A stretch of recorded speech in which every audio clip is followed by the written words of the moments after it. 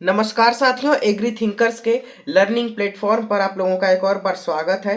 दोस्तों, आज हम आप लोगों के लिए बहुत ही मोस्ट इम्पॉर्टेंट वीडियो लेकर आ चुके हैं। इस क्लास में हम क्या देखेंगे, जो हमारा कृषि अर्थशास्त्र होता है, एग्रीकल्चरल इकोनॉमिक्स, उसके मोस्ट इम्पॉर्टेंट 100 MCQs देखने वाले हैं।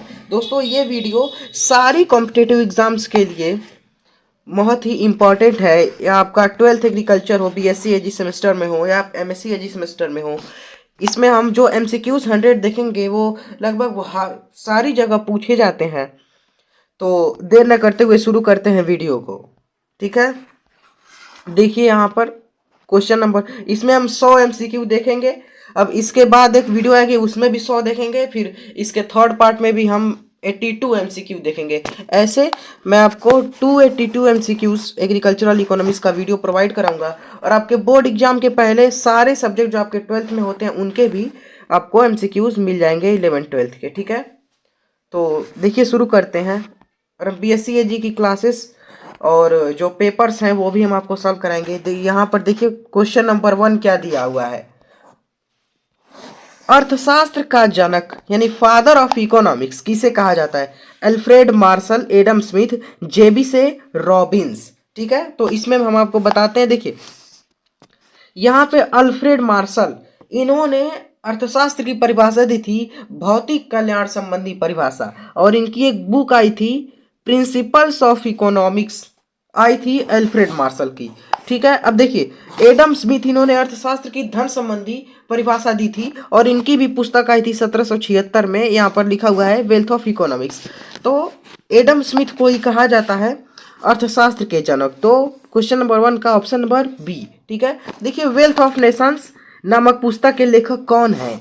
JS Mill, SC Pigou, Adam Smith, Alfred Marshall. तो देखिए ये जो बुक थी, an inquiry into the nature and causes of the wealth of nations, ये बुक आई थी 1776 में और ये पुस्तक थी एडम स्मिथ की। तो ऑप्शन नंबर बी सही हो जाएगा। अब आगे देखते हैं। दोस्तों, ये मैं जल्दी कराऊंगा क्योंकि 100 MCQ है, वीडियो बहुत जल्दी लंबी हो जाती है तो आप लोग देखते नहीं हैं, इसलिए मैं सिर्फ डायरेक्ट कोशिश करूंगा, आंसर आपको बताते जाऊंगा। यहाँ पर धन पर आधारित अर्थशास्त्र की परिभाषा दी, तो मैंने बताया एडम स्मिथ ने पहले ही बता दिया। अर्थशास्त्र की भौतिक कल्याण संबंधी परिभाषा प्रस्तुत की मार्शल ने। और ये कैनन थे, इन्होंने ही मतलब इस परिभाषा का समर्थन भी किया था, भौतिक कल्याण संबंधी परिभाषा। पीगू, कैनन, बेवरी, चैम्बरलिन, इन्होंने, और दिया था मार्शल ने। अब देखिए अर्थशास्त्र की मूल समस्या चुनाव की समस्या है। ये कथन किसका है? अर्थशास्त्र की जो मूल समस्या है वो चुनाव की समस्या है। तो ये किसने कहा? ऑप्शन नंबर बी, रॉबिन्स ने कहा था। अब देखिए अर्थशास्त्र की आवश्यकता भिन्नता संबंधी परिभाषा किसने दी? तो ये JK मेहता ने दी। और इसी परिभाषा को, ये भारतीय इकोनॉमिस्ट थे, भारतीय अर्थशास्त्री थे JK मेहता, तो इन्होंने परिभाषा दी थी आवश्यकता भिन्नता संबंधी परिभाषा। ठीक है, अब देखिए अर्थशास्त्र की विषय सामग्री को कितने भागों में बांटा गया है? तो ये मैं आपको बता देता हूं। जो 7वें क्वेश्चन है, ऑप्शन नंबर सी, 7वें क्वेश्चन का अर्थशास्त्र की जो विषय सामग्री है उसको 5 भागों में बांटा गया है। अब देखिए कौन कौन से 5 भाग।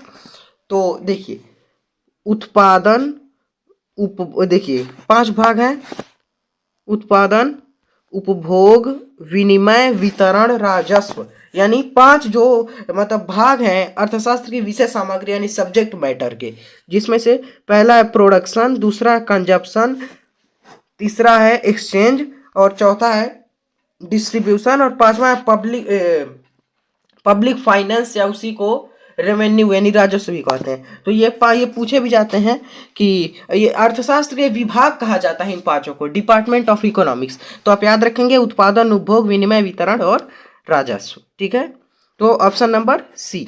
अब देखिए निम्नलिखित में से कौन सा अर्थशास्त्र का विभाग नहीं है? तो मैंने आपको तुरंत बताया उत्पादन भी है, उपभोग भी है, विनिमय भी है, लेकिन कराधान नहीं है। उत्पादन, उपभोग, विनिमय, वितरण, राजस्व है। वास्तविक विज्ञान अध्ययन करता है, देखिए क्या, यानी वास्तविक विज्ञान अध्ययन करता है। क्वेश्चन नंबर 9 आपका दिया हुआ है कि क्या है, क्या होना चाहिए, कैसा होना चाहिए, इनमें से कोई नहीं। देखिए जो वास्तविक विज्ञान यानी जो रियल साइंस होता है वो आपको क्या है ये अध्ययन करता है, क्या होना चाहिए ये आपका वास्तविक विज्ञान ये नहीं अध्ययन करता है। आदर्शात्मक विज्ञान क्या होना चाहिए अध्ययन करता है, क्या है ये वास्तविक विज्ञान। तो ऑप्शन नंबर ए। अब देखिए भारत के कृषि व्यवसाय के पिछड़े होने का कारण, कृषि अर्थशास्त्र का अध्ययन। देखिए इसमें से क्या होगा, क्वेश्चन नंबर 10 का, अनावश्यक होगा, लाभप्रद होगा, हानिकारक होगा, निश्चित होगा। निश्चित नहीं, ऑप्शन नंबर बी लाभदायक होगा। ठीक है, अब देखिए यहाँ फिर आपका क्वेश्चन नंबर 11 यहाँ पर है, एमसीक्यूज वहां पर दिया हुआ है। अर्थशास्त्र में उत्पादन का अर्थ क्या है? यहाँ पर देखिए दिया गया है, केवल वस्तु का निर्माण करना, केवल सेवा का निर्माण करना, केवल कृषि कार्य करना, उपयोगिता का सृजन करना। तो दोस्तों अगर आपको ऐसे भी एक लाइन में अगर आपको इकोनॉमिक्स की वो डिफाइन करना है तो आप कहेंगे, देखिए ऑप्शन नंबर डी यहां पर सही हो जाएगा, उपयोगिता का सृजन यानी क्रिएशन ऑफ यूटिलिटी, इसी को कहेंगे प्रोडक्शन या उत्पादन। जैसे कि कोई वस्तु है, आपने उसके मतलब जो उसकी उपयोगिता है, उसकी जो यूटिलिटी है, आपने उसको बढ़ा दिया है, उसमें वृद्धि की, तो उसी को कहेंगे हम उत्पादन। ठीक है, जैसे आप मेज आपको बनाना है, टेबल बनाना है, तो आप गए लकड़ी काट के लाए, तो उस लकड़ी की यानी जो ऐसे ही रॉ मटेरियल था लकड़ी, उसको आपको मतलब 500-600 रुपये किलो मिली ऐसे मानने के लिए, और अगर आपने उसका टेबल बना दिया तो वो 1500 रुपये किलो हो गया, मतलब सॉरी वो 1500 रुपये का हो गया। तो यहां पर उसका जो मूल्य है, उसका जो वैल्यू आपने एडिशन किया, तो इसी प्रोसेस को कहेंगे उत्पादन। ऑप्शन नंबर डी हो जाएगा। रूप परिवर्तन द्वारा उत्पादन का उदाहरण है, तो गन्ने से गुड़ का बनना ये भी है, बढ़ई द्वारा लकड़ी से मेज बनाना ये भी है, दर्जी द्वारा कपड़े काटकर सूट सिलना। तो option number D, question number 12 का ऑप्शन नंबर आपका द हो जाएगा। अब देखिए 13वां क्या है, मानवीय सेवा द्वारा तुष्टिगुण में वृद्धि की जाती है। ठीक है, तो देखिए ये बढ़ई द्वारा, पुस्तक विक्रेता, अध्यापक द्वारा और हलवाई द्वारा। तो ऑप्शन नंबर सी आपका जो क्वेश्चन नंबर 13 है, जैसे यहाँ पर यह कहा जा रहा है कि मानवीय सेवा द्वारा जो तुष्टि गुण यानी जो यूटिलिटी है उसमें वृद्धि तो अध्यापक द्वारा की जाती है। ऑप्शन नंबर इसका 100 सही हो जाएगा। क्वेश्चन नंबर 14, कौन सा कारक उत्पादन की मात्रा में वृद्धि नहीं करता? तो इसमें हो जाएगा आपका क्वेश्चन नंबर 14 का ऑप्शन सी औद्योगिक झगड़े। फिर देखिए निम्नलिखित में से कौन सी उत्पादन क्रिया है? तो इसका हो जाएगा आपका ऑप्शन नंबर, देखिए नर्स द्वारा अपने पति की सेवा करना ये तो उत्पादन नहीं है, अध्यापक का अपने बच्चे को पढ़ाना ये भी उत्पादन नहीं है, माता द्वारा अपने पुत्र के लिए स्वेटर बुनाई भी नहीं, लेकिन नदी के किनारे पड़े रेत को शहर में बेचना, ये जैसे वही मैंने आपको ऊपर एग्जांपल दिया उसी से रिलेटेड ये भी है। तो ऑप्शन नंबर डी हो जाएगा 15 का। ठीक है, अब देखिए क्वेश्चन नंबर 16 यहाँ पर क्या है, आधुनिक प्रचलित मत के अनुसार उत्पादन के साधन है, तो मैंने आपको बताया ही 5। अब देखिए उत्पादन के यहाँ पे साधन या उत्पादन के कारक प्रोडक्शन फैक्टर्स कहा जाता है, 5 के नाम आपको बता देता हूं। भूमि यानी लैंड, श्रम यानी लेबर, और पूंजी यानी कैपिटल, और संगठन यानी ऑर्गेनाइजेशन, और एंटरप्राइजेस यानी उद्यम। तो यही 5 आपके साधन कह लें या कारक होते हैं उत्पादन के। तो ऑप्शन नंबर सी। अब देखिए 17वां क्वेश्चन, निम्नलिखित में से कौन सा, इसको हम और जल्दी करते हैं क्योंकि देखिए क्वेश्चन नंबर 17 है, निम्नांकित में से कौन उत्पादन का एक साधन नहीं है? तो 17वां क्वेश्चन का आपका आंसर हो जाएगा सी। अब देखिए यानी वितरण, हस्तकला में सर्वाधिक महत्व होता है, तो 18वें क्वेश्चन का आपका हो जाएगा ऑप्शन नंबर बी, श्रम का। फिर देखिए 19वां क्वेश्चन, निम्नलिखित में से कौन उत्पादन का साधन नहीं है? तो ट्रैक्टर यानी ऑप्शन नंबर डी। अब 20वां क्वेश्चन है, उत्पादन में योगदान के लिए पूंजीपति क्या प्राप्त करता है? तो जो पूंजीपति जो कैपिटलिस्ट होता है वो आपका ब्याज यानी इंटरेस्ट प्राप्त करता है, ऑप्शन नंबर सी। अर्थशास्त्र में भूमि से क्या अभिप्राय है? तो प्रकृति के निःशुल्क उपहार। ठीक है, इसको ही भूमि कहते हैं। ठीक है, अब देखिए आगे क्या, क्वेश्चन नंबर 22, भूमि का उत्पादन ये पूछा गया है कि गौण साधन है, अनिवार्य साधन है, सक्रिय है या सीमित साधन है? तो ऑप्शन नंबर जो आपका क्वेश्चन नंबर 22 है इसमें ऑप्शन नंबर ब यानी अनिवार्य साधन है। 23वां, निम्नांकित में से कौन सी विशेषता का संबंध केवल भूमि से है? तो इसका आपका हो जाएगा यहाँ पर 100 गतिहीनता। फिर यानी जो भूमि होती है वो गतिहीन होती है, यानी गति नहीं होती उसमें। ठीक है, गतिशील नहीं, गतिहीन है। अब उत्पादन का कौन सा साधन प्रकृति का निःशुल्क उपहार है? तो ये तो है, भूमि जो है वो प्रकृति का निःशुल्क उपहार है। प्रतिफल यानी उत्पादन के कितने नियम है? 3 नियम है। प्रतिफल वृद्धि का नियम और घटती लागत का नियम और समान लागत का नियम, ये सारे आपके नियम हैं। श्रम तथा पूंजी की एक इकाई का प्रयोग करने से प्राप्त अतिरिक्त उत्पादन कहलाता है, तो उसे कहते हैं सीमांत उत्पादन। ठीक है, फिर देखिए, सामान्यतया उत्पादन की प्रारंभिक अवस्था में प्रायः उत्पादन का कौन सा नियम लागू होता है, तो उत्पत्ति ह्रास नियम। ठीक है, उत्पत्ति ह्रास नियम है और उत्पत्ति वृद्धि नियम है, उत्पत्ति समता, ये तीनों तीन नियम है। तो ऑप्शन नंबर सी हो जाएगा 27वें क्वेश्चन का। ठीक है दोस्तों, यहाँ पर थोड़ा सा 26वां क्वेश्चन जो है इसका तो सही है बी होगा, लेकिन 27वें क्वेश्चन का आपका सी नहीं होगा। तो हम बता देते हैं 27वें क्वेश्चन का आपका ऑप्शन नंबर हो जाएगा ए, यानी उत्पत्ति वृद्धि का नियम। ठीक है, उत्पादन वृद्धि नियम की क्रियाशीलता की दशा में औसत लागत की प्रवृत्ति होती है, तो आपका 28 नंबर क्वेश्चन का हो जाएगा घटने की। ठीक है, अब 29वां क्वेश्चन, उत्पत्ति प्रतिफल ह्रास के अनुसार परिवर्तनशील साधन की मात्रा के बढ़ाने पर उत्पादन किस अनुपात में बढ़ता है, तो 29 का हो जाएगा आपका ऑप्शन नंबर 100, यानी घटते हुए अनुपात में। क्वेश्चन नंबर 30 है, उत्पत्ति ह्रास नियम लागू होता है, तो क्वेश्चन नंबर 30 का यहाँ पर हो जाएगा आपका उत्पादन के सभी क्षेत्रों में। उत्पत्ति ह्रास नियम के लागू होने का प्रमुख कारण क्या है, तो 31 का हो जाएगा यहाँ पर उपर्युक्त दोनों, यानी उत्पत्ति के साधनों का अनुकूलतम संयोग और साधनों का परस्पर अपूर्ण स्थानापन्न होना।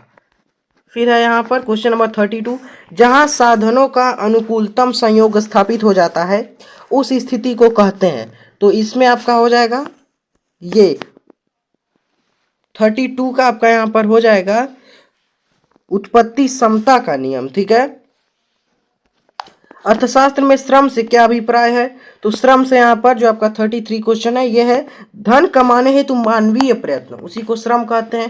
अर्थशास्त्र में श्रम से क्या है, तो ये जो है आपका यहाँ पर दोनों एक ही क्वेश्चन दिया गया, तो ये मानव के आर्थिक प्रयत्नों से। ठीक है, निम्न में से कौन सी श्रम की विशेषता है, तो श्रम नाशवान है, तो जो ऑप्शन नंबर आपका 35 का ऑप्शन नंबर ए, यानी श्रम नाशवान है।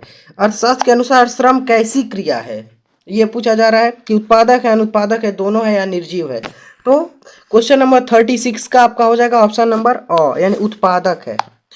फिर देखिए, निम्नलिखित में से कौन उत्पादन नहीं है, यानी कौन सा इसमें उत्पादक नहीं है, यानी कौन सा इसमें उत्पादक नहीं है, तो क्वेश्चन नंबर 37 का हो जाएगा आपका ऑप्शन नंबर 100, यानी भिखारी। व्यापारी भी उत्पादक है, अध्यापक भी है, दर्जी भी है, वो उत्पादन करें, लेकिन भिखारी नहीं है, तो ऑप्शन नंबर 100।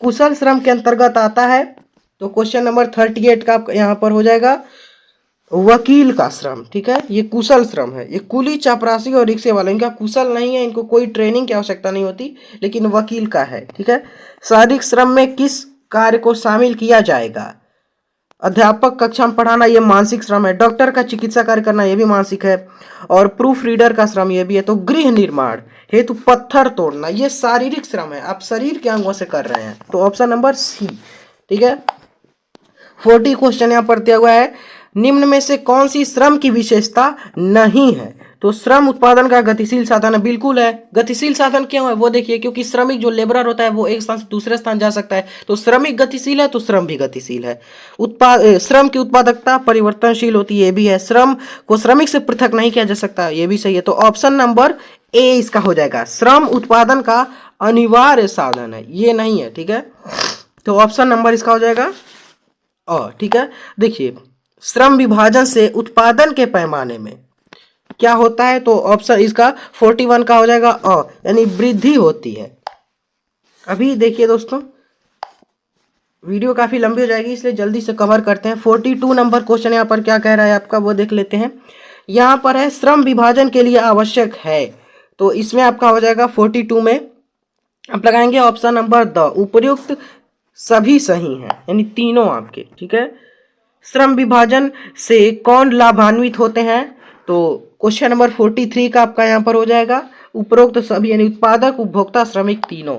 अब देखिए श्रम विभाजन से उत्पादकों को मिलने वाला लाभ यानी कौन सा है, तो क्वेश्चन नंबर 44 का ऑप्शन नंबर ब यानी औसत लागत में कमी।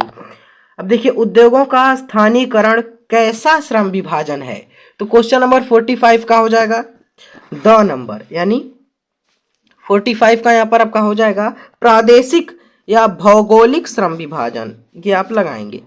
फिर देखिए क्वेश्चन नंबर 46 क्या है, श्रम की कार्यक्षमता को मापने के लिए ध्यान दिया जाता है श्रमिकों द्वारा किए गए, तो क्वेश्चन नंबर 46 का आपका हो जाएगा ऑप्शन नंबर 100 यानी यहाँ पर आपका ये वाला उत्पादन की मात्रा एवं किस्म पर। ठीक है, अब देखिए क्वेश्चन नंबर 47 क्या है, श्रम की कार्यकुशलता के माप के पहलू हैं, तो क्वेश्चन नंबर 47 का आपका आ जाएगा ऑप्शन नंबर 100 यानी यहां पर गुणात्मक व परिणात्मक दोनों। क्वेश्चन नंबर 48, निम्न में से कौन सा कारक श्रम की कार्यक्षमता को प्रभावित नहीं करता है, तो 48 में आपका जो है इसमें आपका सही हो जाएगा ऑप्शन नंबर डी यानी द अन्य देशों में हिमपात। ठीक है, यानी दूसरे देश में हिमपात हो रहा है तो वो यहाँ की श्रम की कार्यक्षमता को क्या प्रभावित करेगा, तो ऑप्शन नंबर द यहाँ पर हो जाएगा। अब देखिए क्वेश्चन नंबर 49, श्रमिकों की कार्यक्षमता में वृद्धि से श्रमिकों को लाभ होता है,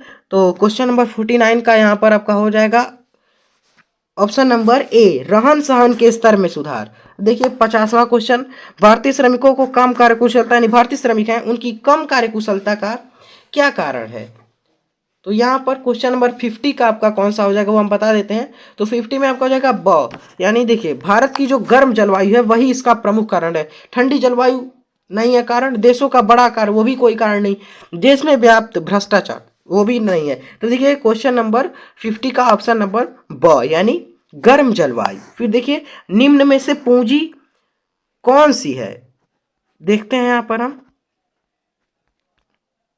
यहाँ पर आपका क्वेश्चन नंबर 51 कह रहा है कि निम्न में से पूंजी कौन सी है, तो यहाँ पर देखिए ऑप्शन नंबर इसका हो जाएगा किसानों का ट्रैक्टर। देखिए पूंजी वही धन का वह भाग पूंजी है जो और धन उत्पादित करता है, तो ऑप्शन ए दिया गया है स्त्रियों के गहने, वो क्या और धन उत्पादित नहीं करता है, कंजूस का धन वो तो भी नहीं करता है, गड़ा हुआ धन ये भी नहीं करता, लेकिन ट्रैक्टर जो है इससे आप और अधिक धन उत्पादित करते हैं, तो ऑप्शन नंबर इसका 100 हो जाएगा। देखिए क्वेश्चन नंबर 52 यहाँ पर क्या दिया जा रहा है, पूरे 100 क्वेश्चन है हम पूरा करवा लेंगे इसी में। क्वेश्चन नंबर 52 है निम्नलिखित में से किसे पूंजी नहीं कहा जा सकता है, तो 52 में आपका हो जाएगा यहाँ पर द यानी तिजोरी में रखी धन राशि, उसको आप पूंजी नहीं कर सकते क्योंकि उससे और धन कहाँ उत्पादित होगा, वो रखा ही रह जाएगा।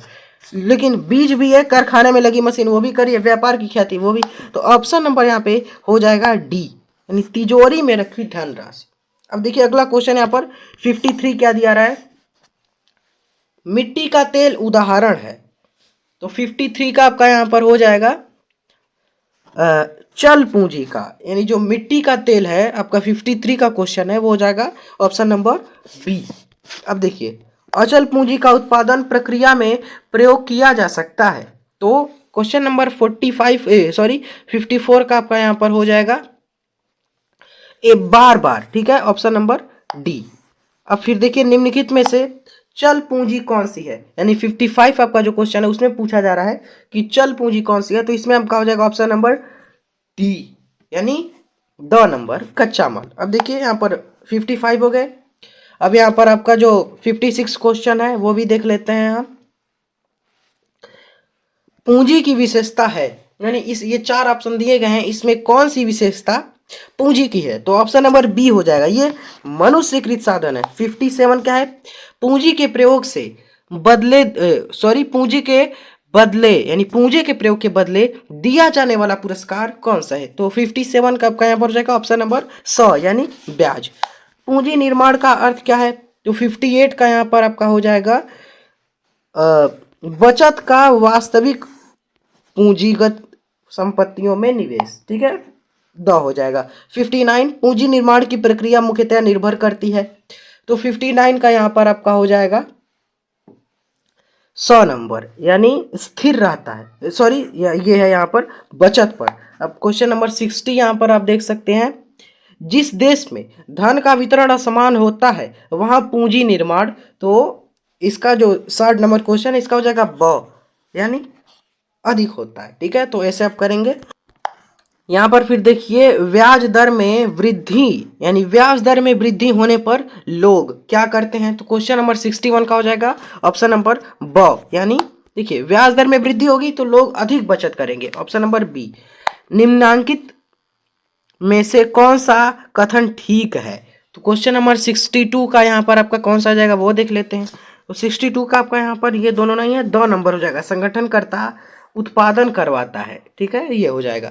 देखिए क्वेश्चन नंबर 63 यहाँ पर क्या कहा जा रहा है, संगठन का उद्देश्य होता है, तो तीनों है यानी उपरोक्त सभी। क्वेश्चन नंबर 63 का डी। संगठनकर्ता को मिलने वाला पुरस्कार कौन सा है, यानी संगठनकर्ता को क्या मिलता है। ठीक है, तो वो हम देख लेते हैं। ये मजदूरी जो है वो मजदूर को मिलती है, लाभ जो है ये आपको एंटरप्रेन्योर को यानी उद्यमी को मिलता है, ब्याज भी आपको संगठनकर्ता को नहीं मिलता। तो यहाँ पर वेतन, यहाँ पे ऑप्शन नंबर 64, देखिए जो 64 आपका क्वेश्चन है यहाँ पर हो जाएगा थोड़ा सा यहाँ पर यानी 2 नंबर हो जाएगा, वेतन जो संगठनकर्ता को यानी ऑर्गेनाइजर को मिलता है। उत्पादन के साधनों में अनुकूलतम संयोग स्थापित करने का कार्य कौन करता है, तो इस संगठनकर्ता जो है यही जो संयोग स्थापित करता है और तीनों साधनों में। ठीक है, अब देखिए आधुनिक जटिल उत्पादन प्रणाली में संगठन का महत्व, यानी आधुनिक जो जटिल उत्पादन प्रणाली है उसमें संगठन का महत्व पूछा जा रहा है। तो क्वेश्चन नंबर 66 का आपका कौन सा होगा, ब, यानी बढ़ा है, ऑप्शन नंबर ब।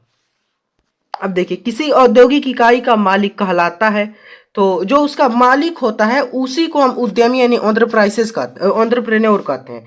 तो ऑप्शन नंबर ब यहाँ पर सही हो जाएगा। फिर देखिए 68 उद्यमी का पुरस्कार होता है, तो लाभ। ठीक है, ये लगान उद्यमी को नहीं मिलता, ये भूमिपति को यानी लैंडलॉर्ड को मिलता है, मजदूरी मजदूर को मिलती है। ठीक है, तो इसमें आपका हो जाएगा ऑप्शन नंबर स। उत्पादक के किस साधन का पुरस्कार ऋणात्मक हो सकता है, तो देखिए श्रमिक जो है वो श्रमिक है, लेबरर है, श्रम करेगा तो उसे मिलेगा ही धन, यानी मजदूरी मिलेगी ही। पूंजीपति, पूंजी जो है वो पूंजीपति को मिलेगा ही, संगठन को वेतन मिलेगा ही जो आपका होगा। लेकिन उद्यमी जो उद्यम है यानी जो एंटरप्राइजेज है उसको लाभ भी हो सकता है, हानि भी हो सकता है, तो इसमें ऋणात्मक भी हो सकता है। तो ऑप्शन नंबर द। ठीक है, अब देखिए क्वेश्चन नंबर 70 क्या यहाँ पर कहा जा रहा है, उत्पादन की प्रक्रिया में अनिश्चितता वहन करता है भूस्वामी पूंजीपति मजदूर। तो देखिए उद्यमी जो आपका एंटरप्रेन्योर होता है वो अनिश्चितता वहन करता है, यानी उसको ये नहीं पता होता है कि जो हम यानी उद्यम किए हैं उसमें हानि होगी कि लाभ होगी, तो वो अनिश्चित रहता है। तो इसलिए ऑप्शन नंबर बी। अब देखिए 30 क्वेश्चन आपके बचे हुए हैं, वो भी हम जल्दी से यहाँ पर कंप्लीट कराते हैं। देखिए यहाँ पर क्वेश्चन नंबर 71 क्या यहाँ पर कहा जा रहा है, इसमें आपका ये है कि वस्तुओं की दो पक्षों के मध्य परस्पर अदला बदल करने को क्या कहते हैं, तो क्रय विक्रय ये नहीं है, घरेलू व्यापार नहीं है, व्यवसाय नहीं है, लेकिन दो पक्षों के बीच ऐच्छिक पारस्परिक एवं संवैधानिक जो होता है अदल बदल जो लेन देन होता है उसको हम वस्तु विनिमय कहते हैं। तो इसका हो जाएगा option number B, sorry C. ठीक है, ये विनिमय की यही परिभाषा एक्सचेंज की, तो ऑप्शन नंबर 100 यहाँ पर है।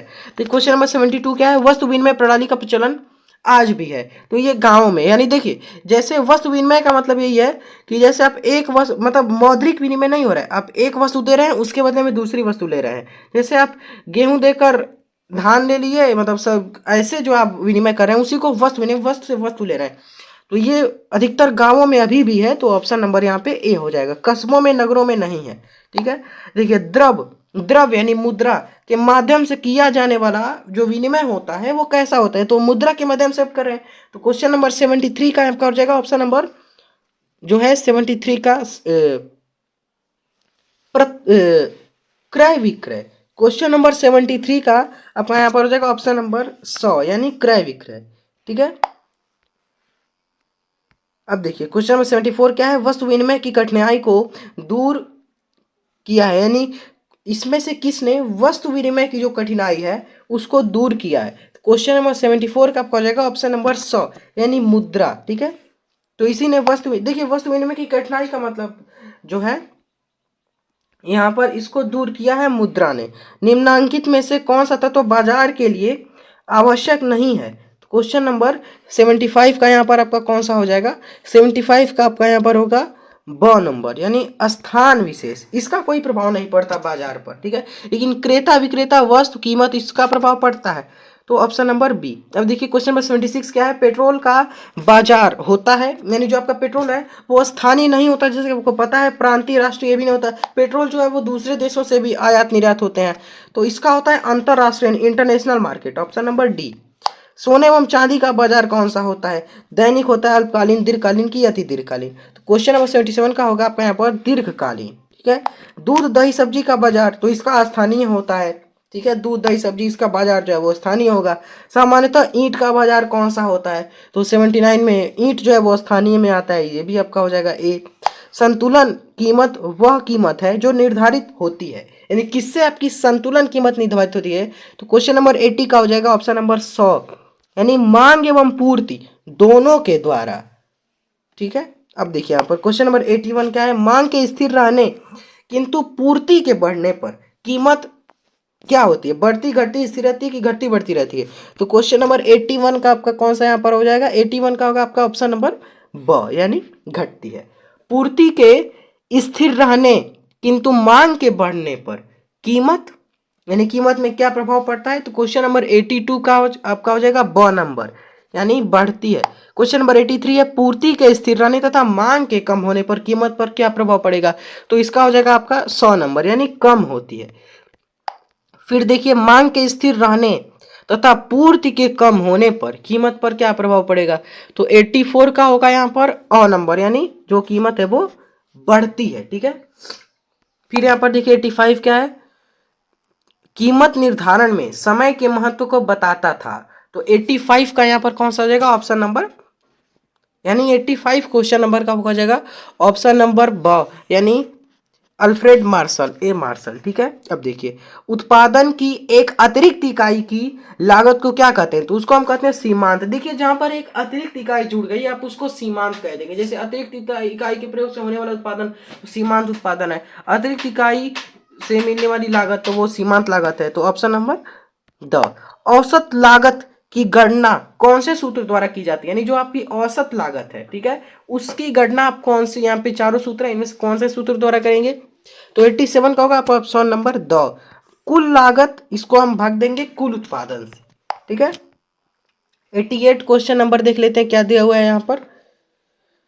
जब औसत लागत बढ़ती है तब सीमांत उत्पादन सीमांत लागत क्या होगी? तब वो शून्य होगी, तो ऑप्शन नंबर 100, ठीक है, 88 का। अब अगला क्वेश्चन देखते हैं 89 क्या है यहाँ पर। जब सीमांत लागत घटती है तो औसत लागत पर क्या प्रभाव पड़ेगा? तो 89 में आपका हो जाएगा ऑप्शन नंबर ब, यानी गिरती है। फिर है देखिए अब आगम या आय से क्या तात्पर्य है? जो आय है, जो इनकम है, उससे क्या तात्पर्य है, ये यहाँ पर पूछा जा रहा है। तो क्वेश्चन नंबर 90 का आपका यहाँ पर क्या होगा? ऑप्शन नंबर अ, यानी वस्तु की बिक्री से प्राप्त होने वाली आय। अब 10 क्वेश्चन बचे हैं, जल्दी से उनको हम निपटाते हैं। देखिए क्वेश्चन नंबर 91 है किसी वस्तु की एक अतिरिक्त इकाई के बेचने से जो आय प्राप्त होती है उसे कहते हैं। तो 91 का आपका यहाँ पर जाएगा ऑप्शन नंबर ब, ठीक है, यानी सीमांत आय। क्वेश्चन नंबर 92 जब औसत आय स्थिर होती है तब सीमांत आय पर क्या प्रभाव पड़ेगा? तो 92 का आपका हो जाएगा ऑप्शन नंबर यहाँ पर भी ब, यानी स्थिर रहती है। फिर क्वेश्चन नंबर 93 जब सीमांत आय शून्य होगी तो कुल आय पर क्या प्रभाव पड़ेगा? तो 93 का आपका हो जाएगा ऑप्शन नंबर 100, यानी अधिकतम। अब देखिए अधिकतम होगी। अब 94 है समान कीमत किस बाजार की विशेषता है? तो 94 का आपका यहाँ पर जाएगा ऑप्शन नंबर ब, यानी पूर्ण प्रतियोगिता बाजार। पूर्ण प्रतियोगी बाजार के अंतर्गत एक उद्योग साम्य की स्थिति में तब होता है जबकि उसका, तो 95 में हो जाएगा ऑप्शन नंबर 100, यानी उत्पादन स्थिर रहता है। 96 है प्रति इकाई लाभ होता है, यानी जो आपकी पर यूनिट जो लाभ होगा वो कौन सा होगा? तो 96 का पर हो जाएगा ऑप्शन नंबर द, यानी AR तथा AC में अंतर, ठीक है। इसके बारे में अच्छे से डिस्कस करेंगे हम थ्योरी क्लास में। अब क्वेश्चन नंबर 97 है पूर्ण प्रतियोगिता में वस्तुएं होती हैं। तो 97 में आपका यहाँ पर हो जाएगा ऑप्शन नंबर अ, यानी समरूप, ठीक है। यहाँ पर आपका हो जाएगा समरूप, यानी ऑप्शन नंबर ए, ठीक है। फिर देखिए क्वेश्चन नंबर 98 है, पूर्ण प्रतियोगिता में फर्म को असामान्य लाभ तब मिलता है, कब मिलता है? तो 98 का आपका यहाँ पर क्या हो जाएगा, 98 का होगा ऑप्शन नंबर ब, यानी ए आर जो है वो ए सी से बड़ा होगा तब। देखिए 2 क्वेश्चन यहाँ पर बचे हुए हैं। यहाँ पर ये दिए हुए हैं, किसी फार्म की अधिकतम लाभ प्राप्त करने के लिए प्रथम आवश्यकता कौन सी है? तो 99 का आपका हो जाएगा ऑप्शन नंबर 100, यानी सीमांत लागत बराबर सीमांत आगम। आपका लास्ट क्वेश्चन जो 100 है वो कौन सा है, वो देखिए यहाँ पर, वस्तु विभेद निम्न में से किस प्रकार के बाजार की प्रमुख विशेषता है? तो 100 का आपका ऑप्शन नंबर हो जाएगा ब, यानी अपूर्ण प्रतियोगिता बाजार। तो दोस्तों यहाँ पर आपका 100 क्वेश्चन पूरा हुआ। यहाँ पर कुछ इंस्ट्रक्शंस हैं, इनको आप फॉलो कर सकते हैं। और आपको इसका पीडीएफ चाहिए, व्हाट्सएप ग्रुप में आप जुड़ेंगे, लिंक है नीचे डिस्क्रिप्शन बॉक्स में। और ये फर्स्ट पार्ट था, इसमें अब सेकेंड पार्ट में 100 क्वेश्चन, थर्ड पार्ट में भी 82 क्वेश्चन आप लोगों के लिए लाएंगे। और अगर 2-3 क्वेश्चन इधर उधर हो गए हैं तो आप उनका कमेंट में आंसर बताएंगे, उसको हम फिर से रीचेक करेंगे। डिस्क्रिप्शन और कमेंट सेक्शन में उसका राइट ऑप्शन जो है वो हम पेस्ट कर देंगे, ठीक है। तो मिलते हैं अगले पार्ट में। Thanks for watching, have a nice day.